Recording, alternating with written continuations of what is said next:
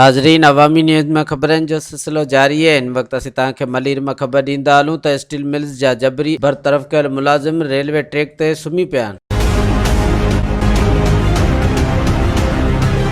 असांखे लेटर ज़बरदस्ती ॾिना विया, चयूं जेकॾहिं लेटर तव्हां नथा वठो त सुभाणे तव्हां ॾे डिसमिस फॉर सर्विस जो लेटर मोकिलींदासीं, जेका तव्हांखे का शइ न मिलंदी। ये उहे मज़दूर आहिनि जेकी 22,000 पगार आहे ऐं 22,000 पगार बि ख़त्म करे नौकरी खां बरतरफ़ करे अॼु हिन जबर ऐं बरबरी जे दौर में हिन मज़दूरनि खे जेको आहे मजबूर कयो आहे किरोना जी वबा में पंहिंजे मौसम ॿार न बची करे बीमारीअ मरो, बुख ते मरो।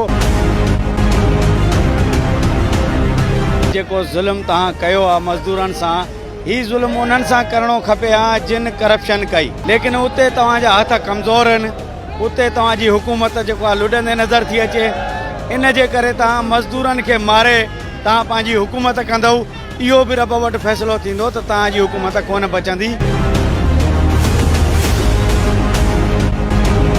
मज़ीद खबरों और तफसीलात के लिए विजिट करें हमारी वेबसाइट www.awamiNewsHD.com।